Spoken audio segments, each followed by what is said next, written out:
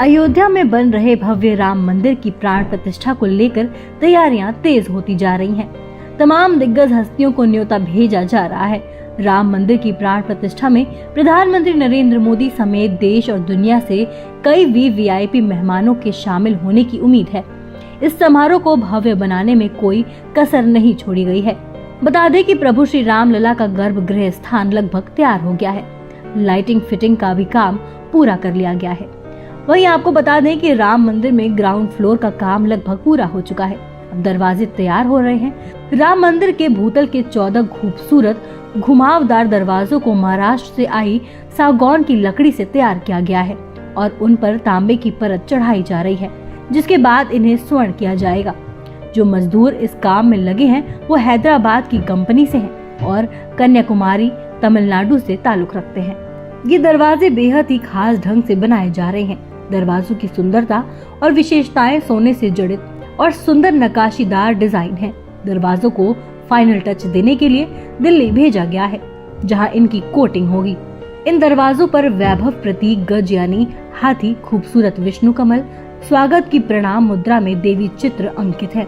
चारों दरवाजे एक दूसरे से अलग डिजाइन के हैं, जिन्हें L&T कंपनी ने डिजाइन किया है। गर्भगृह के दरवाजे की ऊंचाई 8 फीट है और दरवाजे की चौड़ाई 12 फीट है और बाकी दरवाजे की ऊंचाई केवल 8 फीट है और दरवाजे की चौड़ाई एक दूसरे से अलग है, जो 12 फीट से कम है। जरूरत पड़ने पर दरवाजा आधा बंद या पूरा खोला जा सकता है। दरअसल मंदिर उत्तर भारत की नागर शैली पर बनाया जा रहा है। नागर शैली उत्तर भारतीय हिंदू स्थापत्य कला की 3 में से एक शैली है। वास्तुशास्त्र के अनुसार नागर शैली के मंदिरों की पहचान आधार से लेकर सर्वोच्च अंश तक इसका चतुष्कोण होना है। इसकी खास बात यह है कि नागर शैली के मंदिरों में लोहे और सीमेंट का इस्तेमाल नहीं होता है। भुवनेश्वर का लिंगराज मंदिर नागर शैली का एक उत्कृष्ट उदाहरण है। वहीं डिजाइन में मंदिर में प्रवेश के लिए 4 अलग अलग गेट सभी दिशाओं में बनाए गए हैं। सभी द्वार पर भारतीय संस्कृति की झांकियां भी मिलेंगी। साथ ही मंदिर में प्रदर्शनी, मेडिटेशन हॉल, धर्मशाला, रिसर्च सेंटर, स्टाफ के रहने के लिए घर, राम भगवान पर रिसर्च और साहित्य के लिए लाइब्रेरी भी बनाई गई है। वहीं मंडपों की बात करें तो 5 मंडपों के गुंबद का आकार 34 फीट चौड़ा और 32 फीट लंबा और प्रांगण से ऊंचाई 59 फीट से लेकर 111 फीट तक है। मंदिर की लंबाई 380 फुट, चौड़ाई 250 फुट और प्रांगण से 161 फुट ऊंचा है। पूरे गर्भगृह को मकराना के संगमरमर से उकेरा गया है। मंदिर में 352 पिलर हैं। राम मंदिर के लिए 2100 किलो का घंटा 6 फुट ऊंचा और 5 फुट चौड़ा है। इस घंटा घुंघरू घंटी नगरी के नाम से मशहूर जलेसर में तैयार किया गया है। मां दिन रात काम कर इस घंटे को तैयार करवाया गया है। प्राण प्रतिष्ठा समारोह से ठीक 1 हफ्ते पहले विभिन्न कार्यक्रमों का आयोजन शुरू हो जाएगा। शुरुआत नगरी में झांकी निकालने के साथ होगी। इनमें भगवान राम के जन्म से लेकर वनवास तक की तस्वीरें होंगी। लंका पर विजय और अयोध्या वापसी की झलक भी देखने को मिलेगी। कांग्रेस नेता राहुल गांधी बुधवार को सुबह सुबह हरियाणा के जजरा जिले में स्थित छारा गांव पहुंचे। यहां राहुल ने वीरेंद्र आर्य अखाड़ा जाकर बजरंग पुनिया समेत अन्य पहलवानों से मुलाकात की। छारा पहलवान दीपक पुनिया का गांव है। दीपक और बजरंग ने वीरेंद्र अखाड़े में अपने कुश्ती करियर की शुरुआत की थी। अखाड़े से राहुल गांधी की तस्वीरें भी सामने आई हैं, जिनमें उन्हें पहलवानों के साथ बैठे हुए देखा जा सकता है।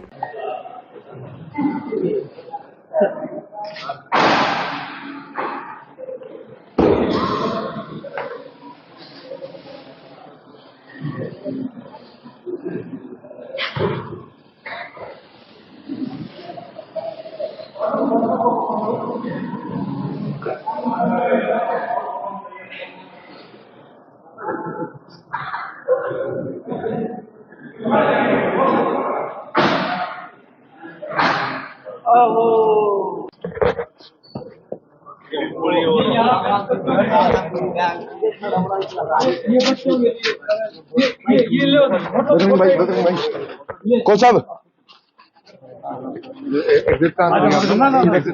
भैया यार राहुल ने ऐसे समय पर पहलवानों से मुलाकात की है जब भारतीय कुश्ती संघ को लेकर विवाद चल रहा है। केंद्रीय खेल मंत्रालय ने हाल ही में WUFI की नई संस्था को रद्द कर दिया। सिर्फ इतना ही नहीं बल्कि नवनिर्वाचित अध्यक्ष संजय सिंह को भी सस्पेंड कर दिया गया। संजय सिंह को बीजेपी सांसद और WUFI के पूर्व अध्यक्ष ब्रजभूषण शरण सिंह का करीबी माना जाता है। ब्रजभूषण पर महिला पहलवानों के साथ यौन उत्पीड़न का आरोप है। वहीं राहुल गांधी से मुलाकात के बाद जब मीडिया ने बजरंग पुनिया से पूछा कि कांग्रेस नेता यहां किस लिए आए थे, इसके जवाब में पुनिया ने बताया कि वह हमारे रोजमर्रा के कुश्ती रूटीन को समझने और देखने के लिए आए थे। उन्होंने कुश्ती भी लड़ी और एक्सरसाइज भी की। हालांकि पुनिया ने ये नहीं बताया कि राहुल से उनकी क्या खास बात हुई है। सूत्रों की माने तो राहुल गांधी रोहतक बुधवार को जा सकते हैं, जहां वह एक कुश्ती कार्यक्रम में हिस्सा लेंगे। वह देव कॉलोनी में स्थित महल सिंह अखाड़ा में भी जाने वाले हैं। माना जा रहा है कि वह रोहतक जाते हुए ही रास्ते में जजरा जाकर पहलवानों से मिले हैं। हम आपको बता दें, बजरंग पुनिया, दीपक पुनिया, विनेश फोगाट और साक्षी मलिक उन पहलवानों में शामिल है जिन्होंने ब्रजभूषण सिंह के खिलाफ प्रदर्शन किया है। जिस वक्त संजय सिंह को चुना गया था, उस वक्त पहलवानों ने उनका विरोध भी किया था। पहलवानों का कहना था कि संजय सिंह की नियुक्ति से WUFI में सुधार नहीं होंगे क्योंकि वह ब्रजभूषण के करीबी हैं। वहीं WUFI ने नए अध्यक्ष संजय सिंह के जरिए इस साल के अंत तक अंडर 15 और अंडर 20 कुश्ती प्रतियोगिता के ऐलान के बाद खेल मंत्रालय से WUFI को निलंबित कर दिया। मंत्रालय का कहना था कि कुश्ती प्रतियोगिता का ऐलान करते हुए नियमों का ख्याल नहीं रखा गया। 10 साल पहले पीएम नरेंद्र मोदी संसद की सीढ़ियों पर सर रखकर रोए थे। उनका संसद की सीढ़ियों पर सर रखकर रोना और माथा टेकना असली नहीं था। अब तो देश का लोकतंत्र रोता दिख रहा है। ये टिप्पणी है शिवसेना UBT से सांसद संजय राउत की। जी हाँ, संजय राउत ने मुखपत्र सामना में इंडिया गठबंधन में शामिल कांग्रेस को लेकर कई बड़ी बात कही है। उन्होंने कहा है कि सभी राजनीतिक दल तानाशाही प्रवृत्ति से खिलाफ तो लड़ना चाहते हैं, लेकिन त्याग करने के लिए कोई तैयार नहीं है। स्वतंत्रता की लड़ाई में सर्वाधिक त्याग करने वाली कांग्रेस अब खुद के अस्तित्व के लिए संघर्ष कर रही है। इसके बावजूद कांग्रेस को कोई सूबेदारी में रखने को तैयार नहीं है। इसलिए अब तानाशाही के खिलाफ लड़ाई में त्याग करने की जिम्मेदारी कांग्रेस पर आ गई है। वहीं इंडिया गठबंधन में बड़े चेहरे की कमी को लेकर लिखते संजय राउत कहते हैं कि गठबंधन की बैठक में शामिल पार्टियों के नेता कहते तो हैं कि उन्हें कोई पद नहीं चाहिए, उनकी कोई महत्वाकांक्षा नहीं है, लेकिन असल में प्रत्यक्ष रूप से वो एक दूसरे का विरोध करते हैं। लोकतंत्र के दमन को रोकने के लिए इंडिया गठबंधन बनाया गया है, लेकिन इसकी चौथी बैठक के बाद भी इसकी डोरी किसके पास है ये तय नहीं है। वहीं सांसदों के निलंबन को लेकर संजय राउत ने लिखा कि लोकतंत्र का सामूहिक नरसंहार हो रहा है। उपराष्ट्रपति की मिमिक्री के लिए बीजेपी के नेता विरोध कर रहे हैं, लेकिन महंगाई बेरोजगारी को लेकर संसद में कुछ बोलने नहीं दिया जा रहा है। संजय राउत ने पीएम मोदी पर निशाना साधते हुए लिखा कि उनके भक्त ये मानते हैं कि भारत का जन्म 2014 के बाद हुआ। इस हिसाब से भारत की आजादी को 10 साल भी मुश्किल से हुए हैं। अब इस नए भारत के बारे में क्या कहा जाए। दिल्ली में कड़ाके की सर्दी के बीच 2 महत्वपूर्ण घटनाएं घटी। पहले इंडिया गठबंधन की बैठक और दूसरी इंडिया गठबंधन के सांसदों का संसद में निलंबन। साथ ही साथ आपको बता दें कि 22 जनवरी 2024 को अयोध्या में राम मंदिर में भगवान रामलला की मूर्ति के प्राण प्रतिष्ठा समारोह में विपक्षी दलों के नेताओं को निमंत्रण न मिलने पर विवाद छिड़ गया है। अब शिवसेना UBT के नेता संजय राउत ने महाराष्ट्र सरकार के मंत्री गिरीश महाजन की टिप्पणी पर प्रतिक्रिया दी है। उन्होंने गिरीश महाजन से कहा कि उद्धव ठाकरे पर सवाल उठाने वालों को पहले खुद जवाब देना चाहिए। राम मंदिर निर्माण में उनका क्या योगदान है। दरअसल महाराष्ट्र सरकार में मंत्री गिरीश महाजन ने राम मंदिर निर्माण में उद्धव ठाकरे योगदान पर सवाल उठाते हुए कहा कि उद्धव ठाकरे को प्राण प्रतिष्ठा समारोह में न बुलाए जाने पर उन्हें बुरा नहीं मानना चाहिए। हम खुद राम मंदिर आंदोलन के गवाह हैं। 2 बार हमने कार सेवा में हिस्सा लिया और 20 दिन जेल में रहे। उस वक्त उद्धव कभी अयोध्या नहीं गए। उनका आंदोलन से कोई लेना देना नहीं है। भारत जोड़ो यात्रा के बाद अब राहुल गांधी जी के नेतृत्व में कांग्रेस पार्टी भारत न्याय यात्रा निकालने वाली है, 14 जनवरी से लेकर 20 मार्च तक 6,200 किलोमीटर लंबी भारत न्याय यात्रा 14 राज्यों से गुजरेगी। मणिपुर में शुरुआत होगी और यह समाप्त होगी मुंबई में। भारत जोड़ो यात्रा के दौरान राहुल जी ने 3 मुद्दे उठाए थे। आर्थिक विषमताओं के बारे में उन्होंने जिक्र किया, सामाजिक ध्रुवीकरण के बारे में उन्होंने बातचीत की और राजनीतिक तानाशाही जो आज हमारे देश में हकीकत बन गई है उसके बारे में जनता को अवगत कराया। तो ये 3 बड़े मुद्दे थे भारत जोड़ो यात्रा के समय में। उन्होंने अपनी आवाज़ बढ़ती हुई आर्थिक विषमताओं के बारे में, बढ़ती हुई सामाजिक ध्रुवीकरण के बारे में और बढ़ती हुई राजनीतिक तानाशाही के बारे में उन्होंने अपने विचार जनता के बीच में रखा। वो मन की बात नहीं थी, वो जनता की चिंता थी। लोगों से सुनने के लिए भारत जोड़ो यात्रा निकाला गया था। अब ये यात्रा दूसरे चरण में भारत न्याय यात्रा है। आर्थिक न्याय के लिए, सामाजिक न्याय के लिए और राजनीतिक न्याय के लिए। लोकतंत्र को बचाना है, संविधान को बचाना है। महंगाई और बेरोजगारी से करोड़ों परिवार जो पीड़ित हैं उनको एक नया भविष्य, उज्जवल भविष्य दिखाना है। और फिर से जो समाज को बांटा जा रहा है, समाज को बांटने की प्रक्रिया शुरू करनी है। तो पहले भारत जोड़ो यात्रा, भारत को जोड़ने के लिए, और अब भारत न्याय यात्रा, ताकि लोगों में हम आश्वासन देंगे कांग्रेस पार्टी की ओर से, राहुल गांधी जी की ओर से, कि कांग्रेस पार्टी वचनबद्ध है लोगों को, आम जनता को आर्थिक न्याय, सामाजिक न्याय और राजनीतिक न्याय पूर्ण तरीके से उपलब्ध हो। तो यही है पृष्ठभूमि भारत न्याय यात्रा का। इसकी डिटेल अगले कुछ दिनों में हमारे महासचिव संगठन आपको देते रहेंगे, पर मोटे तौर से 14 जनवरी को ये शुरू होगा, 20 मार्च को समाप्त होगा। मणिपुर से मुंबई।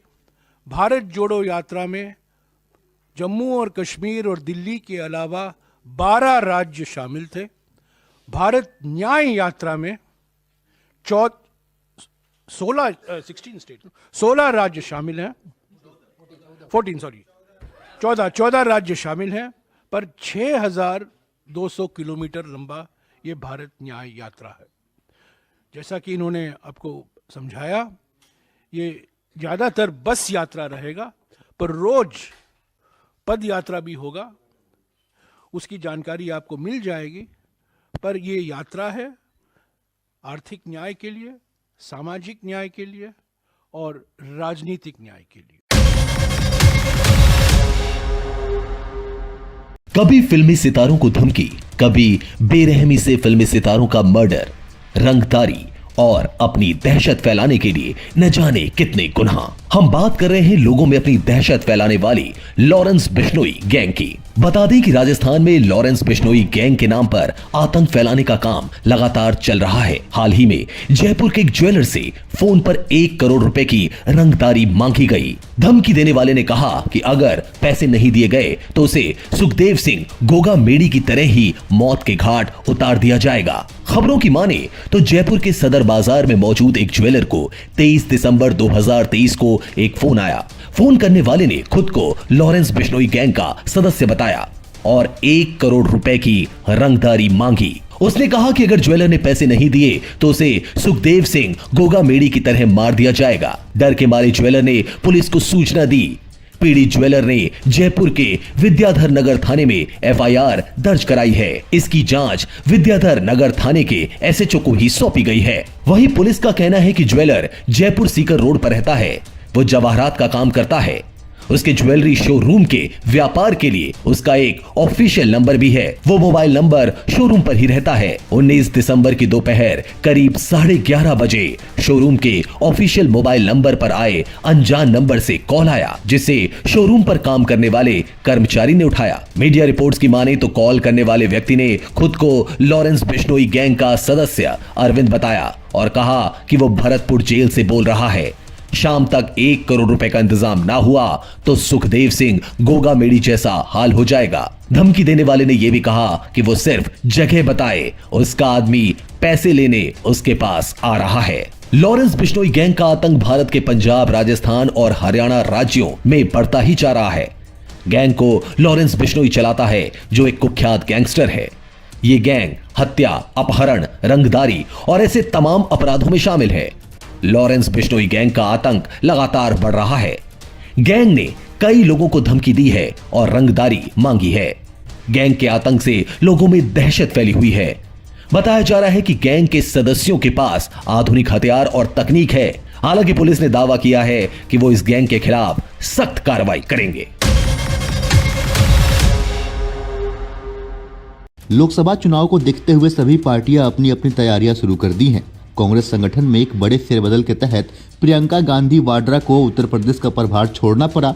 वहीं झारखंड के प्रभारी रहे अविनाश पांडे अब उत्तर प्रदेश के प्रभारी बन गए हैं। ये कहा जा रहा है कि प्रियंका गांधी अब कांग्रेस के अखिल भारतीय प्रचार अभियान में जुटेंगी। प्रियंका गांधी ने अक्टूबर 2022 में ही कांग्रेस के प्रभारी महासचिव पद से इस्तीफा दे दिया था, लेकिन इस पर अब मुहर लगी है। पिछले साल ही इस्तीफे के बाद प्रियंका ने विधानसभा चुनाव में कांग्रेस की कैंपेनिंग पर फोकस किया था। कर्नाटक, तेलंगाना, राजस्थान, छत्तीसगढ़ से लेकर मध्य प्रदेश और उत्तर प्रदेश के राज्यों में प्रियंका की कैंपेनिंग के बाद ये साफ हो गया है कि अब लोकसभा चुनाव में पार्टी की स्टार प्रचारक के तौर पर दिखाई देंगी। उत्तर प्रदेश विधानसभा चुनाव में कांग्रेस की बुरी हार के बाद उन्होंने कर्नाटक और हिमाचल प्रदेश में कांग्रेस के लिए प्रचार किया था। कांग्रेस नेताओं का कहना है कि दोनों जगह उनके प्रचार से पार्टी को फायदा हुआ और उसे जीत भी मिली। इतना ही नहीं, एक कयास ये भी लगाए जा रहे हैं कि शायद अब वो भारत जोड़ो यात्रा के दूसरे दौर में अपने भाई राहुल गांधी का साथ देंगी। हालांकि कांग्रेस के राजनीतिक फैसलों पर नजर रखने वालों का कहना है कि प्रियंका को प्रभार काफी पहले छोड़ देना चाहिए था। उत्तर प्रदेश में प्रभारी रहते हुए वो कुछ खास नहीं कर सकी। ऐसे में सवाल है कि प्रियंका गांधी से उत्तर प्रदेश का प्रभार लिया जाना राज्य की चुनावी राजनीति में उनकी नाकामी पर आधिकारिक मुहर है या फिर ये एक सोची समझी रणनीति है, जहां उन्हें यूपी की जगह उन राज्यों में जिम्मेदारी दी जाए जहां कामयाबी की संभावनाएं ज्यादा हैं। कई राजनीतिक विश्लेषक का मानना है कि जिस पार्टी ने 1947 से 1989 के बीच कुछ वर्षों तक छोड़कर लगभग 4 दशक तक यूपी में राज किया, वो अब लोकसभा की एक सीट पर सिमट गई है। उस पार्टी के प्रभारी को बहुत पहले इस्तीफा दे देना चाहिए। हालांकि प्रियंका के समर्थकों का कहना है कि यूपी में कांग्रेस काफी पहले से कमजोर हो गई थी। ऐसे में महज 3-4 साल में उनके चमत्कार की उम्मीद कैसे की जा सकती है। लेकिन जानकारों का मानना है कि प्रियंका गांधी 1984 से राजीव गांधी के साथ अमेठी जाती रही हैं। भले सोनिया गांधी पूरे देश में प्रचार करने की वजह से वहां नहीं जा पाती हों, लेकिन प्रियंका गांधी रायबरेली और अमेठी सीट पर प्रचार के लिए जरूर जाती थी। इसका मतलब कम से कम 2 सीटों पर तो कांग्रेस को जीतना ही चाहिए था। जब प्रियंका के प्रभारी रहते कांग्रेस अमेठी में हार गई तो फिर उनके बने रहने से क्या फायदा। ये कहा जा रहा है कि कांग्रेस के अंदर एक बड़ा तबका है जो प्रियंका गांधी के कामकाज के तरीकों को पसंद नहीं करता है। पार्टी से जुड़े लोग दावा करते हैं कि पूर्व अध्यक्ष राहुल गांधी के बारे में कोई कुछ नहीं बोलता है, लेकिन प्रियंका गांधी के सैकड़ों आलोचक हैं। वो कहते हैं कि पंजाब में कांग्रेस की जो दुर्दशा हुई उसके लिए पूरी तरह प्रियंका गांधी जिम्मेदार थी। उन्होंने अमरिंदर सिंह को हटाकर चरणजीत सिंह चन्नी को सीएम बनवाया। नवजोत सिंह सिद्धू को काफी तवज्जो दी गई और आखिरकार पंजाब कांग्रेस के हाथ से निकल गया। इसके लिए प्रियंका गांधी जिम्मेदार हैं, क्योंकि पंजाब का सारा कामकाज वही देख रही थी, वही सारे फैसले ले रही थी। वो कहते हैं कि राजस्थान में भी प्रियंका ने ऐसा ही किया। वहां सचिन पायलट पर कोई कार्रवाई न होने का नुकसान पार्टी को झेलना पड़ा। सचिन पायलट अशोक गहलोत के पूरे कार्यकाल में खुलेआम विद्रोह करते रहे, बीजेपी के साथ मिलकर सरकार बनाने की धमकी देते रहे। इस बार दौसा भरतपुर बेल्ट में कांग्रेस को गुजरों के वोट नहीं मिले तो सिर्फ इसलिए कि सचिन पायलट गहलोत के खिलाफ खड़े थे। इसकी वजह से कांग्रेस ने 20 सीट गंवाई। अगर कांग्रेस को यह सीट मिल जाती तो वो सरकार बना सकती थी। इसके बावजूद सचिन पायलट को छत्तीसगढ़ का प्रभारी बनाकर पुरस्कृत किया गया। बिहार का राजनीति पारा इस वक्त चरम पे है। बिहार में मंगलवार को मुख्यमंत्री नीतीश कुमार के प्रमुख सहयोगी राजीव रंजन सिंह और ललन सिंह के इस्तीफे की चर्चाओं के बाद राजनीतिक बयानबाजी तेज हो गई है। हालांकि पटना स्थित जदयू कार्यालय पहुंचे राज्य सरकार के मंत्री विजय कुमार चौधरी से पत्रकारों ने जब इस बारे में पूछा तो उन्होंने कहा कि आप जदयू में दरार की बातें करते हैं। मैं कहता हूं कि ये खरोच तक नहीं आई है। इस मुद्दे पर भाजपा के वरिष्ठ नेता सुशील कुमार मोदी ने बयान दिया था, जिसके बाद से मामला गरमाया हुआ है। चौधरी ने ललन सिंह से जुड़ी अफवाहों के लिए मीडिया को जिम्मेदार ठहराते हुए कहा, हमने पार्टी के भीतर ऐसी कोई बात नहीं सुनी है, लेकिन आप लोग जो चाहते हैं दिखलाते हैं फिर हटा देते हैं, ऐसा नहीं चलेगा। जब उनसे पूछा गया कि क्या ललन सिंह इस सप्ताह के अंत में दिल्ली में होने वाली जदयू की बैठक में अपने इस्तीफे की औपचारिक पेशकश कर सकते हैं, तो उन्होंने इसका कोई सीधा जवाब नहीं देते हुए कहा कि 29 दिसंबर को पार्टी की राष्ट्रीय कार्यकारिणी और राष्ट्रीय परिषद की बैठक होने जा रही है। उन्होंने कहा कि ये काफी समय से लंबित थी। इसके अलावा देश भर में जदयू के नेता एक साथ बैठक करेंगे और लोकसभा चुनाव की रणनीति पर चर्चा करेंगे। की जो बात चल रही है राष्ट्रीय अध्यक्ष की, उस पे कौन बात चला रहा है? कौन बात चला रहा है? अब फिर खबर तो आप पैदा करते हैं, खबर आप मार देते हैं। सुशील मोदी कह रहे हैं कि अब लालू जी सुशील मोदी जब ललन आप सिंह की नजदीकी लालू से ज्यादा बढ़ गई है, इसलिए नीतीश सवाल कुमार है, नाराजगी है। देखिए सुशील मोदी जी जदयू की बात इसलिए करते हैं कि उनको अपने दल में कोई नहीं पूछता है। आप किसी इतने बड़े बड़े नेता भाजपा के आते रहते हैं, भाजपा में इतनी गतिविधियां चलती हैं, इतनी बैठकें होती है, कहीं आपने उनकी कोई उपस्थिति देखी है? तो सवाल है कि जब अपने लोग नहीं पूछते हैं, छोड़ देते हैं, तो आदमी का मन, दिमाग, विचार ये सब भटकते रहता है चारों तरफ। तो वही उनका विचार भटक रहा है। इतना ही नहीं, चौधरी से जब सुशील कुमार मोदी के बयान के बारे में पूछा गया तो उन्होंने कहा कि आप सुशील कुमार मोदी को हमेशा जदयू के बारे में बोलते देखेंगे, लेकिन अपनी पार्टी के बारे में कभी नहीं। ऐसा इसलिए है क्योंकि भाजपा में वह कुछ भी नहीं रह गए हैं, वो निराशा में आकर ऐसा कर रहे हैं। वहीं भाजपा के वरिष्ठ नेता सुशील कुमार मोदी ने दावा किया था कि जदयू के सर्वोच्च नेता पार्टी के राष्ट्रीय अध्यक्ष की अपने सहयोगी राजद प्रमुख लालू प्रसाद यादव के साथ बढ़ती निकटता के कारण पार्टी के भीतर टूट की आशंका लेकर असहज महसूस कर रहे हैं। हालांकि जदयू के एक वरिष्ठ नेता ने नाम नहीं बताने का अनुरोध करते हुए कहा कि पिछले कुछ साल से जदयू के अध्यक्ष पद पर काबिज ललन सिंह ने वास्तव में पद छोड़ने की इच्छा व्यक्त की है। माना जा रहा है कि जब नीतीश पिछले सप्ताह ललन सिंह के घर गए थे तो वह यह मुद्दा पर चर्चा करने गए थे। ऐसी चर्चा है कि मुख्यमंत्री ललन सिंह के इस अनुरोध से प्रसन्न नहीं है। बॉलीवुड के दबंग खान कहे जाने वाले सलमान खान आज अपना 98वां जन्मदिन मना रहे हैं। सलमान खान बी टाउन के एक ऐसे सितारे हैं जिनके किलर स्वैग और दबंग अंदाज का हर कोई दीवाना है। सलमान बॉलीवुड के मोस्ट एलिजिबल बैचलर में शुमार हैं। फैंस उनकी जिंदगी और फिल्मों से जुड़ी बातों में बेहद दिलचस्पी दिखाते हैं।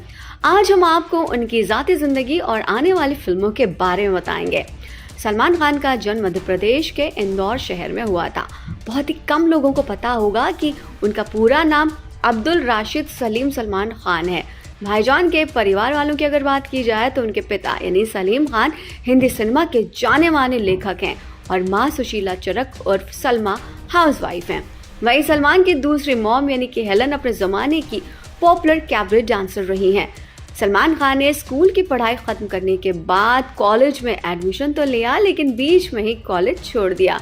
उन्होंने कॉलेज छोड़ने के बाद एक्टिंग की दुनिया में हाथ आजमाने की कोशिश की। भाईजान ने 1988 में फिल्म बीवी हो तो ऐसी से डेब्यू किया था। इसमें वो सपोर्टिंग रोल में नजर आए थे। अभिनेता को सफलता सूरज बड़जात्या की फिल्म मैंने प्यार किया से मिली थी। इस फिल्म में सलमान ने अपने दमदार अभिनय से दर्शकों का दिल जीत लिया था। मैंने प्यार किया में सलमान के ऑपोजिट थी भाग्यश्री और इस फिल्म को आज भी दर्शकों का उतना ही प्यार मिल रहा है जितना कि उस वक्त मिला था। सलमान खान और साथ ही साथ भाग्यश्री की मासूम सी स्माइल आज भी लोगों को अपना दीवाना बनाए हुए है और खासकर उनका ये डायलॉग दोस्ती में no sorry and no thank you आज भी यूथ की जुबान पे है। उन्होंने अपने फिल्मी करियर में एक से बढ़कर एक हिट फिल्में दी हैं। इस साल सल्लू की किसी का भाई किसी की जान और टाइगर 3 रिलीज हुई जो बॉक्स ऑफिस पर दर्शकों का मनोरंजन करने में सफल साबित हुई है। सलमान खान आज करोड़ों के मालिक हैं। भाईजान एक अभिनेता ही नहीं बल्कि एक बिजनेसमैन भी हैं। अभिनेता का खुद का एक प्रोडक्शन हाउस है जिसका नाम दबंग खान ने अपने नाम पर रखा है। इसके अलावा उनका बीइंग ह्यूमन नाम का एक ब्रांड भी है। इन सब के अलावा अभिनेता ब्रांड एंडोर्समेंट भी करते हैं, जिससे कि सल्लू करोड़ों कमाते हैं। सलमान खान की नेटवर्थ 2,850 करोड़ रुपए है। साल 2024 में सलमान के पास फिल्मों की भरमार है। अभिनेता के पास एक नहीं बल्कि 5 बड़ी फिल्में हैं। मीडिया रिपोर्ट्स के अनुसार अभिनेता अपने जन्मदिन पर अपनी आगामी फिल्म की घोषणा कर फैंस को बड़ा तोहफा दे सकते हैं। सलमान की आगामी फिल्मों की अगर बात की जाए तो अभिनेता यशराज की स्पाई यूनिवर्स की फिल्म टाइगर वर्सेस पठान में काम कर रहे हैं, जिसमें वो शाहरुख खान के साथ स्क्रीन साझा करते नजर आएंगे। इसके अलावा वो करण जौहर की फिल्म में भी काम करेंगे। इन फिल्मों के अलावा सलमान अपने भाई अरबाज खान की फिल्म दबंग 4 और साजिद नडियाडवाला की फिल्म किक 2 में भी नजर आने वाले हैं। वहीं सूरज बड़जात्या की आगामी फिल्म में भी सल्लू के काम करने की खबर सामने आ रही है। हालांकि अभिनेता ने एक फिल्म के अलावा किसी और फिल्म की आधिकारिक घोषणा नहीं की है।